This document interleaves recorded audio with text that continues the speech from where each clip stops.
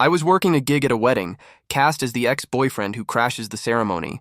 My cue hit, and I stormed the stage, only to have a few lines of text flicker across my vision like some glitchy heads-up display. Unbelievable. The groom had actually hired an actor to test his fiancée's loyalty. Little did he know she'd been dying to call the whole thing off. He'd just handed her the perfect excuse. And here's the kicker, she was about to play along and run off with me, the fake ex. This was the most spectacular self-sabotage I'd ever seen. He asked for it and he was about to get it. I was dying inside. I glanced at the bride, Ava, and caught the unmistakable glimmer of surprise and hope in her eyes. Then I looked at the groom, Vance. That smug, confident smirk of his sent a chill straight down my spine. What had I gotten myself into? Was I just a day player about to get paid in cash, or the leading man in a real-life elopement? There was no way out. I had to see this through. Ava, don't marry him. Come with me. I stuck to the script. Halfway through the ceremony, I charged the altar and grabbed Ava Davenport by the hand. Gasps and murmurs rippled through the guests below. Out of the corner of my eye, I saw Carter. He wasn't angry. In fact, a triumphant little smile played across his lips. His assistant had been perfectly clear when he'd called me. $5,000 cash, day rate. My job was simple. Play the jilted ex, crash the wedding, and test Ava's loyalty. Give her a surprise she'll never forget, he'd said. For a struggling actor like me, it was a godsend. Sell the performance, pocket the money, disappear. Easy. But just as I delivered my line, bracing for Ava's scripted rejection, that translucent text popped up again. The groom actually hired an actor to test his fiancée's loyalty. Little does he know, she's been dying to call this off. He just handed her the perfect excuse. And here's the kicker. She's about to play along and run off with the fake ex, me. My stomach dropped. An icy dread crept up from my feet. Instinctively, I looked at Ava. She was radiant in her white dress, her face framed by a delicate veil. But her eyes? They didn't hold panic or rage like the script demanded. They were filled with relief. She was looking at me like I was her savior. Oh, hell. This was her prayers being answered in the worst possible way for me. Down below, Carter was still watching with the smugness of a director enjoying his own show. His expression screamed, "See? Everyone thinks she'll run off with her ex, but in the end, she'll choose me." Cold sweat broke out across my back. This wasn't in the plan. Ava was supposed to slap my hand away, tear me to shreds with words, then run into Carter's arms in a display of perfect devotion. I'd collect my cash and vanish. Everybody wins. But the light in Ava's eyes told me she was ready to turn fiction into reality. What the hell was I supposed to do? If I ran, I'd be kidnapping the bride. If I didn't, Carter would have my legs broken. Judging by Ava's expression, she'd rather leave with me, a total stranger, than marry him. That $5,000 was suddenly radioactive. Who are you? Let go of me. Ava's voice rang out sharp with panic. Her performance was better than mine. I froze. Maybe the pop-up text was wrong. Then her nails dug into the back of my hand, hard. A signal, a plea. Carter's victorious smile widened. He cleared his throat, readying himself for his hero moment. Ava, honey, don't be afraid. I'm here. He started toward us, slow and confident. My mind raced. The text was right. This guy was a complete idiot. That sharp pinch from Ava was her telling me, get on with it. She was desperate enough to flee her own wedding. He was arrogant enough to hand her the ladder to climb over the wall. Her eyes locked on mine, raw and pleading. Damn it, no guts, no glory. I took a breath and committed. Today, I was the leading man. Ava, I know you still love me, I cried, voice dripping with emotion. Have you forgotten our promise on the beach in Malibu? You said you'd never marry anyone but me. Malibu, I made it up on the spot, but Ava ran with it instantly. Her eyes welled up, tears spilling. Ethan, I thought you'd abandoned me. Ethan, she said my name. How the hell did she know I was Ethan Hayes? No time to process. Carter's face twisted, smugness freezing into confusion, then anger. This was not in his script. Ava, what the hell are you talking about? His voice was low, dangerous. His glare could cut steel. But Ava ignored him. Her tear-filled eyes clung to mine. Ethan, take me away, please. Take me away from here. Holy hell, her acting. Give her the Oscar. Adrenaline surged through me. Without thinking, I scooped her into my arms. Her dress billowed as she wrapped her arms around my neck, burying her face against me with perfectly timed sobs. "Carter, I'm taking your bride," I shouted defiant. Then I bolted. Behind me, Carter's enraged roar shook the air, wedding guests shrieking in chaos. I sprinted across the manicured lawn of the five-star hotel, a woman in a full gown clinging to me. I'd never felt a rush like this in my life. "Quick, there," Ava whispered urgently in my ear, pointing. A white VW Beetle idled by the curb, engine running. I yanked the passenger door open, shoved Ava inside, and jumped behind the wheel. My foot slammed the gas. Tires screeched, the car lunged forward, and Carter's figure shrank in the rearview mirror, fuming and helpless. My heart hammered against my ribs, half terror, half exhilaration. "Not bad, Ethan, you drive well." Her voice was calm, steady. She'd wiped away her tears, not a trace of the fragile bride left. I had to ask, "How did you know my name was Ethan Hayes?" Ava reached into her clutch, pulled out a small business card, and handed it to me. "One of yours. The one you gave a casting director last month. I was standing right there when Carter's assistant called you. I memorized your name and number." My blood ran cold. This wasn't some spur-of-the-moment decision. She'd planned it. This was premeditated. She was far more cunning than I realized. "So, you knew Carter would hire someone for this stunt all along?" My hands slickened on the steering wheel. Ava nodded, eyes fixed on the blur of city lights. "It's exactly the kind of thing he would do. I just didn't expect he'd hire you. And I definitely didn't expect you to actually go through with it." I let out a dry laugh. "Hey, I was just doing my job. You know this improv scene's gonna cost you extra, right?" Her eyes softened into a smile. "Don't worry. You'll be well compensated. But for now, we need to lay low." The weight of what I'd done hit me. I hadn't just acted out a scene. I'd kidnapped the fiancée of the heir to the Vance Corporation in front of hundreds of witnesses. Right now, Carter probably wanted me fed to the sharks. "Where to?" I asked. "Just drive. Get us out of the city." I didn't need to be told twice. An hour later, the glittering skyline was far behind us. We turned onto a dark two-lane road. "Stop here," Ava said. I pulled into the cracked lot of a rundown motel that looked like it hadn't been touched since the 70s. "You sure about this place?" I asked, skeptical. Could a pampered socialite really handle this? "The last place anyone would look is the first place we should go," she replied. Her designer wedding gown looked absurd against the peeling paint and flickering neon sign. She kicked off her heels, carried them in one hand, and walked barefoot to the front desk. The clerk looked up from her doze, eyes going wide at the sight of us. "Did you two just rob a bank?" I had no words. "Eloping," Ava said smoothly. The clerk's expression shifted to knowing amusement. She handed us a key card with a look that said, "Go for it, kids." The room was tiny with one double bed. Ava didn't care. She gathered her dress and sank onto the mattress, sighing deeply. "Ethan, thank you." Her voice was sincere, steady. "Don't mention it. Just make sure I get paid," I muttered, leaning against the door. "Now, are you going to tell me what's really going on with you and Carter? Because I think I deserve to know why I'm a dead man." A shadow crossed her face. "It was an arranged marriage," she said softly. "Basically a business merger. Our family's companies have overlapping interests. The wedding was good for both sides." "Then why run?" I asked. Her eyes hardened. "Because he's a psychopath." Ava's voice went cold, laced with a suppressed rage. "He's a control freak. He tried to dictate what I wore, who I saw, even my schedule for the day." I couldn't take it anymore. Her words landed hard. I'd seen Carter's smug face at the wedding. Hearing Ava describe him made it easy to believe. "Today," she said. "This whole stunt, it was his way of proving to everyone that I, Ava Davenport, was his and his alone, that I could never leave him."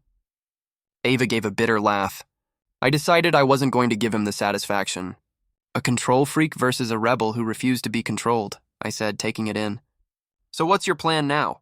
You ran, but what about your family's company?" "My father has wanted to get out from under the Vance's influence for years," she explained. "He just never had the chance. Leaving Carter at the altar would torpedo the partnership for sure," she said. "It'd be tough for their company in the short term, but in the long run, it was for the best." She had it all figured out, every step planned. I suddenly felt like a pawn. "Don't you think it's a little messed up to drag me into all this?" I asked, edge in my voice.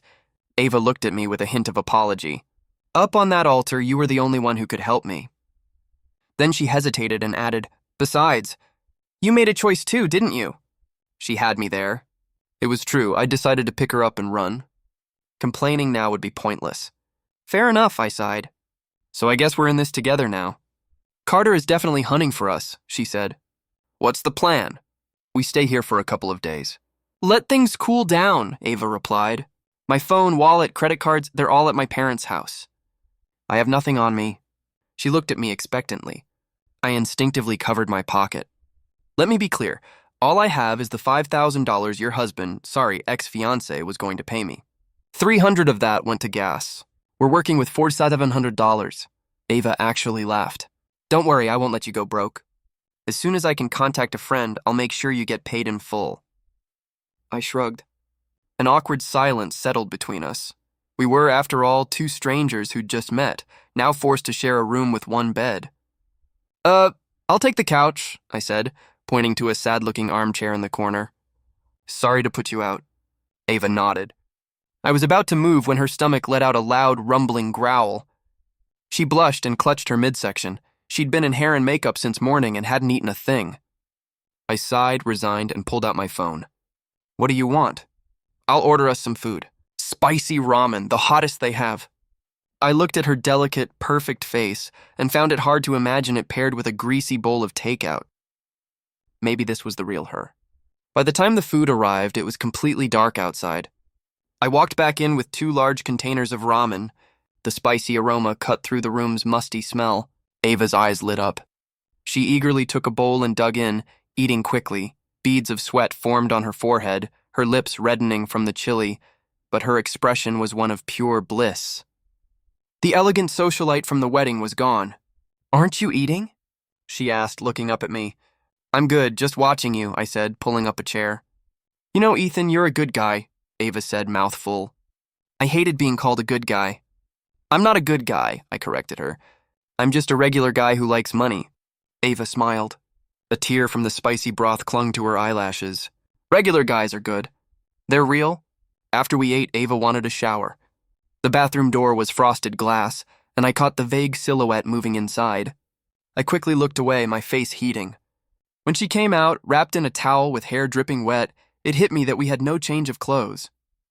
"Here, you can wear my t-shirt," I offered, pulling a clean one from my backpack. The shirt swallowed her. The hem fell to her mid-thighs, which somehow felt worse. My heart started thumping again. "Thanks," Ava said, cheeks slightly pink as she walked to the bed. "We should get some sleep." "No idea what tomorrow will bring." I mumbled in agreement and retreated to the armchair, curling up. The night passed without a word. The next morning I was jolted awake by my phone ringing, an unknown number. I hesitated, then answered. "Is this Ethan Hayes?" a cold male voice demanded. It was Carter. My stomach clenched. I glanced at Ava, still asleep, and lowered my voice. "Who's calling?" she murmured. "Don't play dumb with me," Carter snarled. "Is Ava with you?" "I'm warning you. Bring her back to me right now, or I'll make sure you never work in this town again." "I don't know what you're talking about," I bluffed. "You don't? Fine." Carter let out a chilling laugh. "I ran a background check on you. You're a broke no-name actor. You really think you can protect her? I'm giving you 1 hour. Bring Ava to the abandoned warehouse district in Vernon. I'll pretend this never happened. You can even keep the $5,000 as a tip." His voice turned cold. "And if you don't, you can start planning your own funeral." Then he added, almost casually, "Oh, and by the way, I hear you have a sister in college, Chloe, right? UCLA, studying finance." The moment he mentioned my sister, all the blood rushed to my head. My vision went red. "Carter, you touch one hair on her head and I'll kill you," I roared. "Then that's up to you, isn't it?" Carter said and hung up. I gripped the phone, veins standing out on the back of my hand. He was threatening my sister.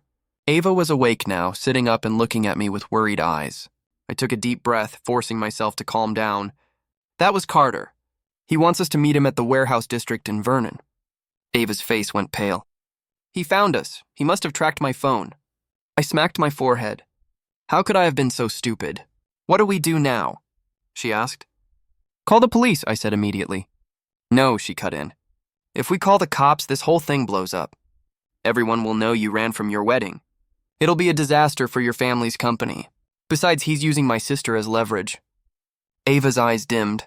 She knew a man like Carter was capable of anything. "I'm so sorry, Ethan, I got you into this." "There's no time for that now," I said, standing and pacing the small room. My mind was a mess. He'd given me an hour, just enough time to get from here to Vernon. He knew I had no choice but to go. Ava suddenly stood up, her eyes resolute. "I'll go," she said. "This is between him and me. I won't let him hurt you or your sister." "Are you insane?" I stared at her. "You go back to him now. You're a lamb walking into a slaughterhouse. A psycho like that, there's no telling what he'll do to you." "Then what choice do we have?" she asked. "I can't let your sister be put at risk because of me." Her eyes were red with panic.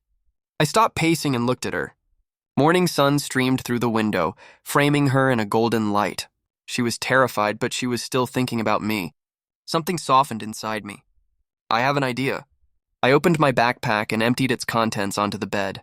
A power bank, a roll of fishing line, and a half-full can of pepper spray, my emergency kit from days as a background actor. "This is your plan?" Ava asked, doubtful. "Sometimes the little things make a big difference," I said with a mysterious smile. "You said I was a good actor, right? Well, today you're about to see an Oscar-worthy performance." On the drive to the warehouse, I laid out the plan for Ava. She listened, stunned, and finally looked at me with disbelief. "Ethan, are you sure this will work?" "It's too risky. You don't want an Oscar without taking risks," I said. I parked the car in a grove of trees a short distance from the factory. "Remember, no matter what happens, you stay hidden. Keep yourself safe." "What about you?" she asked. "Me? I'm the hero. I've got plot armor." I got out of the car and walked toward the factory alone. The place was huge, a graveyard of rusted machinery casting long, eerie shadows. Carter was waiting, just as he'd said.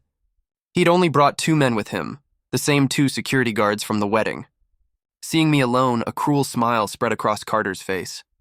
"Smart move." "Where's Ava?" She wouldn't come.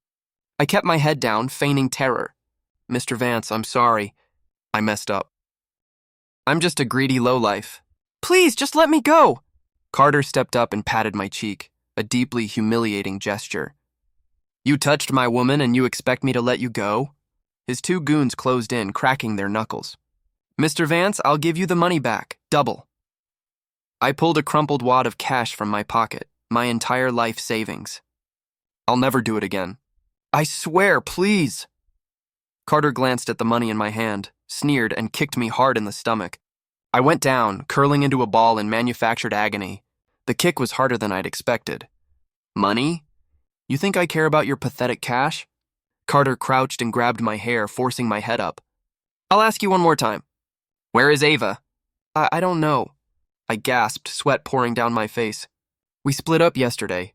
She said I was broke and took off on her own." "Took off?" Carter narrowed his eyes, clearly skeptical. "It's the truth, Mr. Vance, I swear." I held up a hand. "A woman like her. Why would she stick around with a loser like me? She's probably checked into some fancy hotel by now."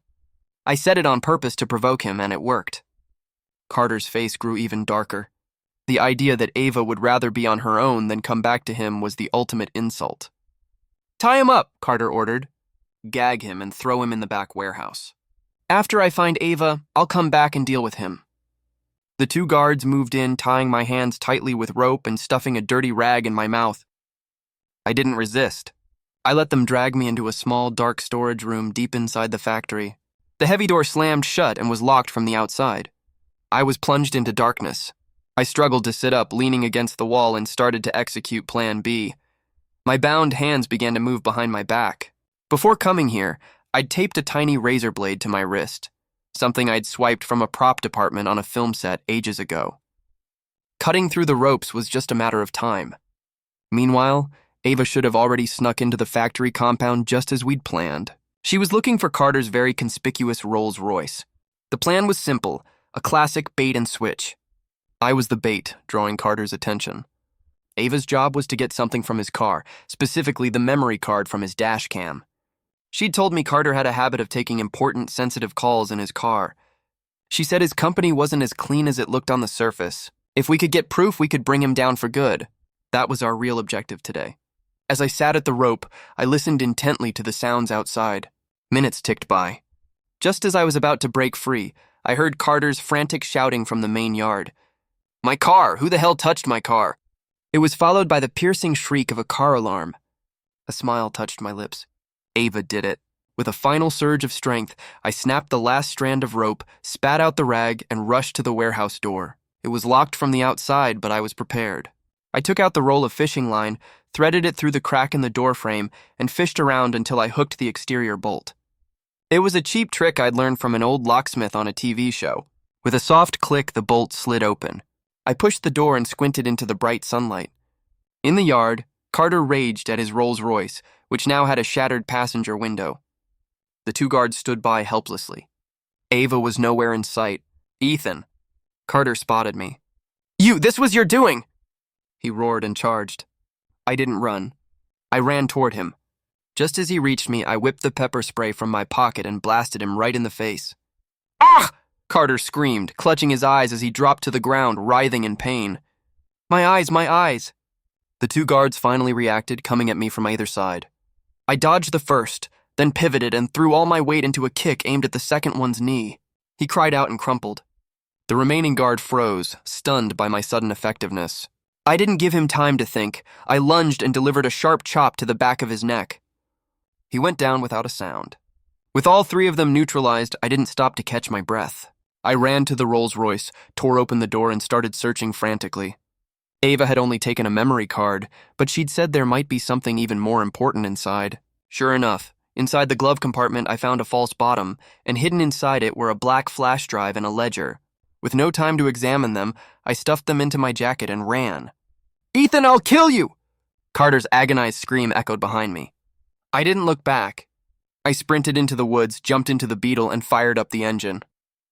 Ava was already in the passenger seat, her face pale with anxiety. "Did you get it?" she asked, voice trembling. I tossed the flash drive and the ledger into her lap and floored it. "Got it all?" The car tore down the road. This time, we had truly escaped the lion's den. We found a more secluded motel in the next town over. Ava immediately found a laptop and plugged in the flash drive. The files were encrypted, but it only took her about 15 minutes to crack them. She'd minored in computer science in college. When the files opened, they revealed years of Carter's company's financial records, along with a collection of illegal contracts. "I knew it," Ava said, her face growing grim. "He's been cooking the books and laundering money through offshore accounts."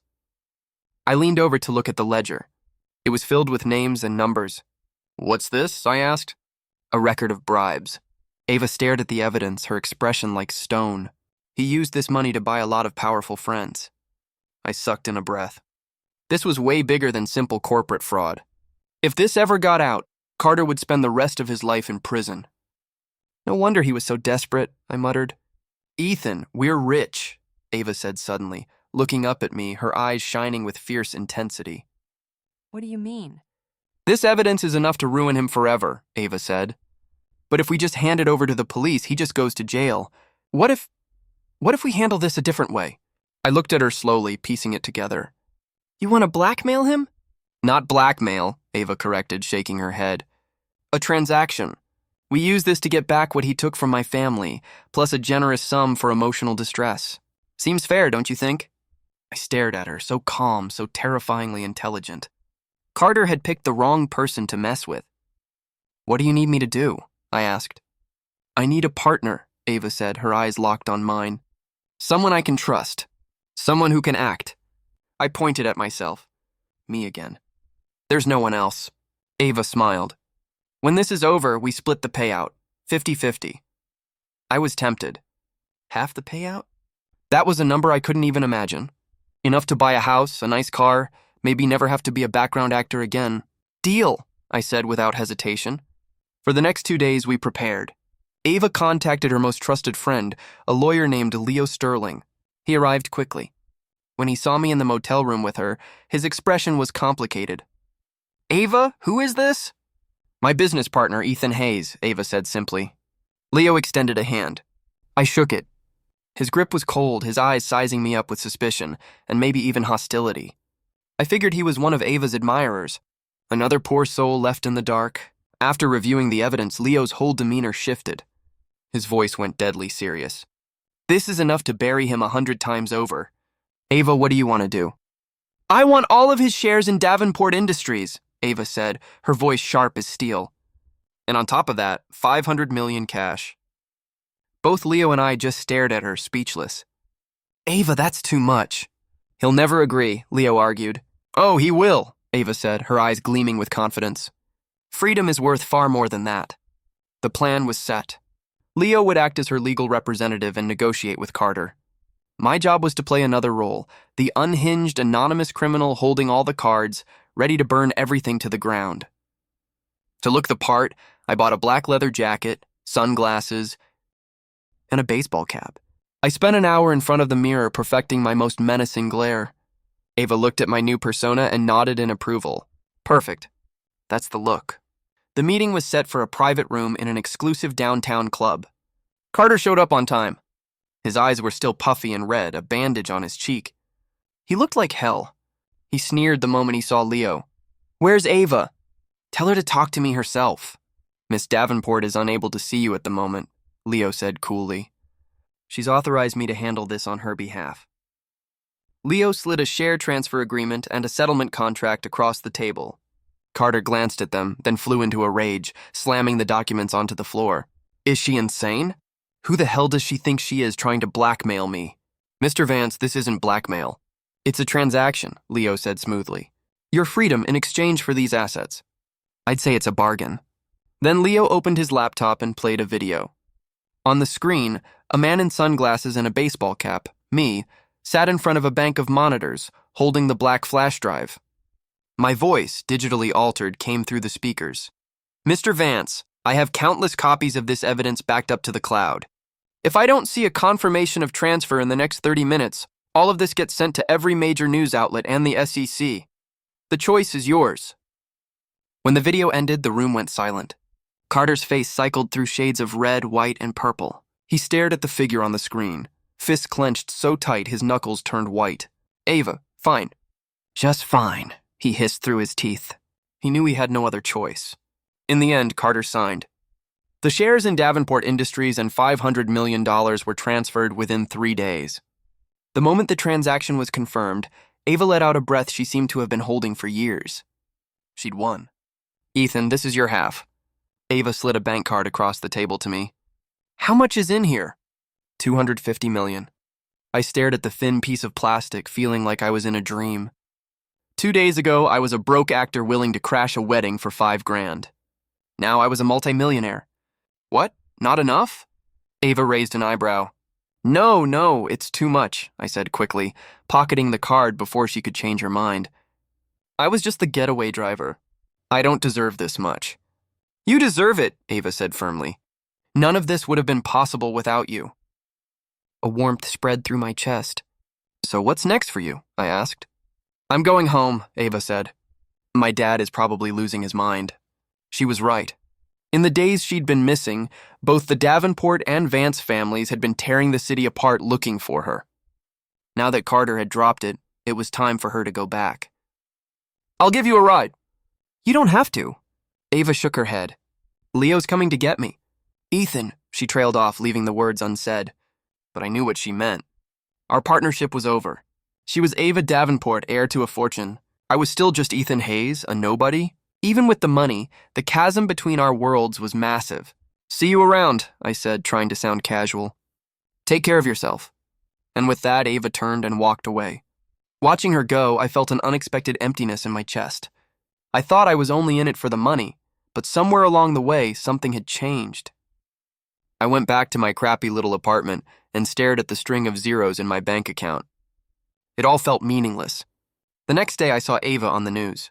She was at a press conference with her father, announcing that Davenport Industries was severing all ties with the Vance Corporation. On camera, she was once again the radiant, poised socialite, composed, elegant, as if the messy elopement had never happened. And Carter Vance had vanished from public life. Rumor was he'd taken what was left of his money and fled the country. It was all over. The first thing I did with the money was transfer a huge chunk to my sister Chloe. She called me, freaking out, asking where I'd gotten it. I told her I'd won the lottery. Then I bought myself a nice condo and a car. I tried to live the life of a rich person. I went to fancy restaurants, bought designer clothes, but it all felt hollow, suffocating. I still preferred cheap noodles from a food truck. I still felt more comfortable in a t-shirt and jeans riding the subway. It seemed I was still the same old Ethan Hayes, just with the ghost of a certain woman haunting my thoughts. I figured that was the end of my story with Ava Davenport, until a month later, when I got a call I never expected. It was from a legendary film director. "Mr. Hayes, this is Miles Corbin." I froze. Miles Corbin? The Miles Corbin? The man who had directed some of the greatest films of the last 30 years. "Mr. Corbin, sir, how can I help you?" I stammered. "I saw a video of your performance at a wedding," he said. It was raw. A lot of explosive energy. I liked it. "I'm casting a new film, and there's a role I think you'd be perfect for. Are you interested in auditioning?" A video of the wedding performance. That's what he meant. I remembered all the guests filming with their phones during the chaos, but I never imagined it would go viral enough to reach Miles Corbin. This was a 1 in a billion shot. I immediately said yes to the audition. And to my absolute shock, I got the part.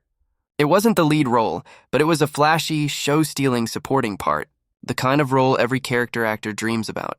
The shoot began, and for the first time in my life, I experienced what a real movie set felt like.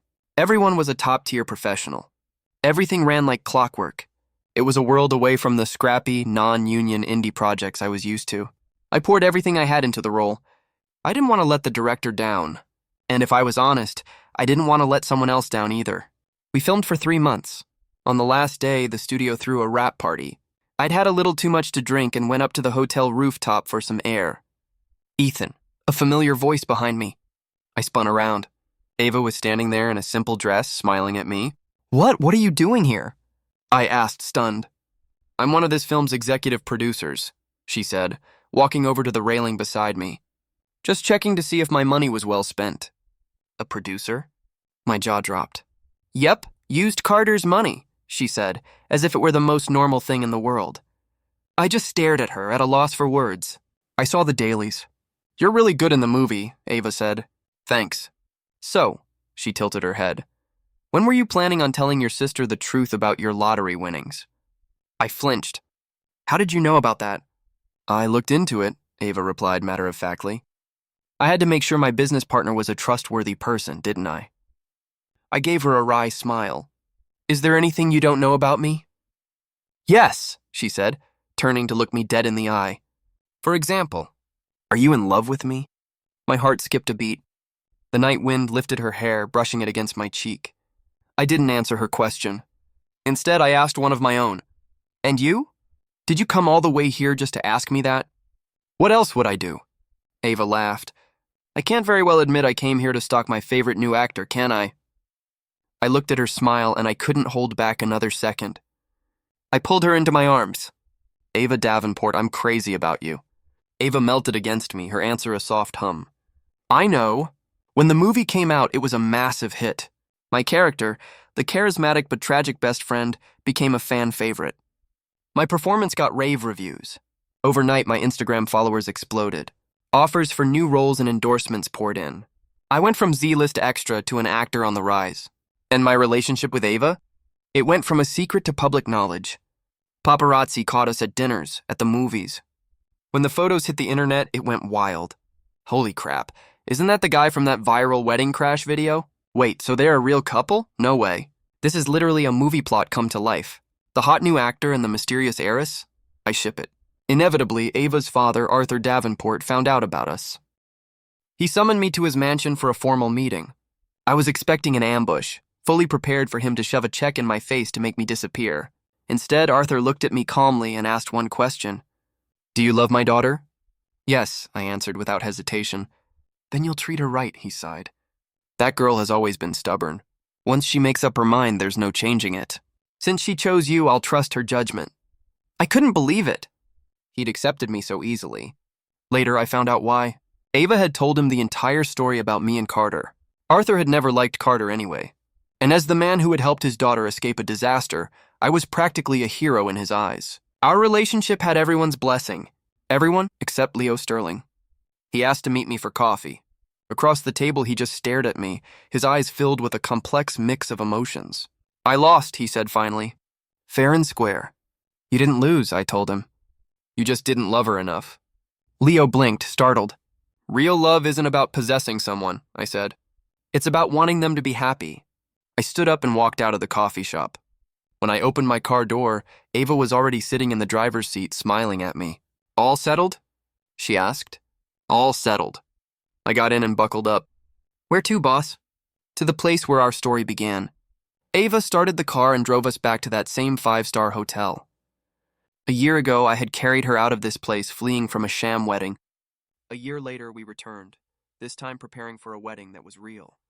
Our ceremony was small, just close family and friends. The officiant looked at me. Ethan Hayes, do you take Ava Davenport to be your lawfully wedded wife? To have and to hold from this day forward, for better, for worse, for richer, for poorer, in sickness and in health, to love and to cherish until death do you part? I looked at Ava, breathtakingly beautiful in her white dress. I do. Her smile lit up, eyes shining with tears. I smiled back, and just as we exchanged rings, the translucent text flickered back into my vision. Ding! Congratulations, player Ethan Hayes, on completing the hidden quest. True love prevails. Storyline, I crashed a wedding for cash and the bride ran away with me is now complete. Reward, a lifetime of happiness. New storyline loading. I blinked. Player storyline? What the hell was all that? New storyline, adventures in parenthood. The birth of twins. Friendly warning, extreme cuteness ahead. Player, please prepare yourself. I looked at the text floating in the air, then back at the radiant woman beside me. Whatever. If it wasn't for this weird game, I might never have met the love of my life. I pulled her close, wrapped her in a hug, and whispered in her ear, Honey, I think I just got a new mission. End.